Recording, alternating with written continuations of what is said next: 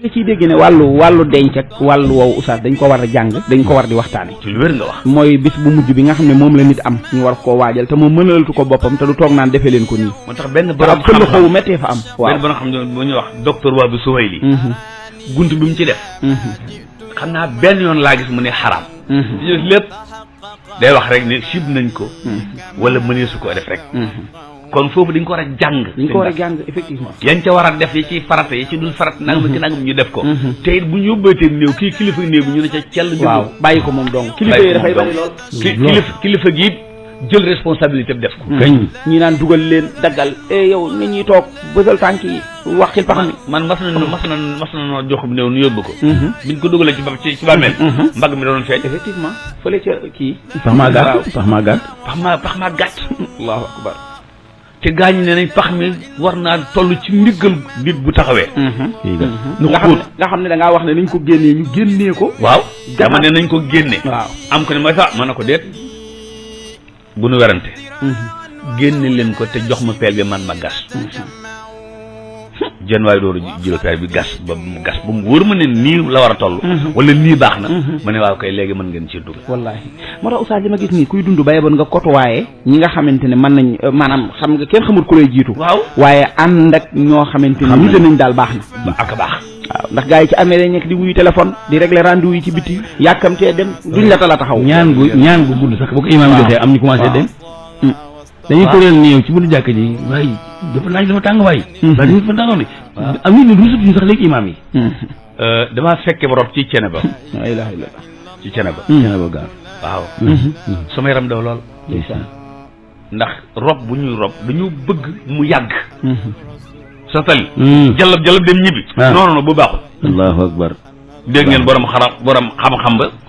imam Shafi bu ma jumut wala ñu mel ni moom waaw bu ngeen ma dencee bu leen gaaw a ñibbi wallaay ndeysaan wéttali ma na ngeen ma wéttali na ngeen fa toog ba mel ni bu fekkoon dañu jox Xaadim Sàmb wala Baay Faal aw nag mu rendi ko fi fees ko toj ko séddale ko temps boobu ñaata minute la ngeen laaj ko Baay Faal bu ngeen ma robee na ngeen fa taxaw lu toll noonu waaye jalab dem ñibbi normal nga xam ne ki ñu rob sa da yëg ñi koy rob waaw dañ ko daw leen di wéttali ko allahu akbar Mbàkke wax la mënul ak jóg mais li ñu wax lépp mi ngi koy dégg muy dégg lépp moo tax ci talxiin waaw ulama yi ne nañ jaadu na ñu rob ba noppi am ko fa nekk ne ko Mor Xuja bu la tiit tax a fàtte li nga nekkoon bu la malaaka mi laajee kuy sa borom nee ko Allah waaw bu la laajee kuy sa borom nee ko Allah waaw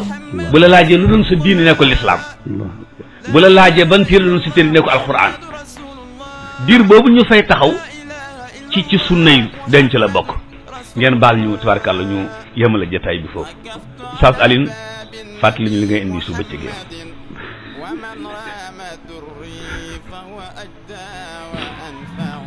mbokk yi bu leen toxal seen ak déglu tabaarkàllaahu kon rek xam naa ngeen baal ñu ni muy jeexe nii macha allah yàlla na nu yàlla boole defal tawfiix yàlla na nu yéex a taxaw yi yàlla na nu yéex a dugal ci bàmmeel yàlla nañ dund lu yàgg tabaarkàlla Oustaz Alioune bismillah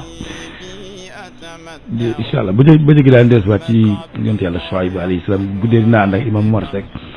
ñu ñëwaat ci alminbar baax na ñu wut suñ Mbàkke rek wax ne dana ñëw ci xamtu incha allah bu tafsir bi jeexee tafsir bi ñu ngi ci suratu al-Hujurat aya 14 incha allah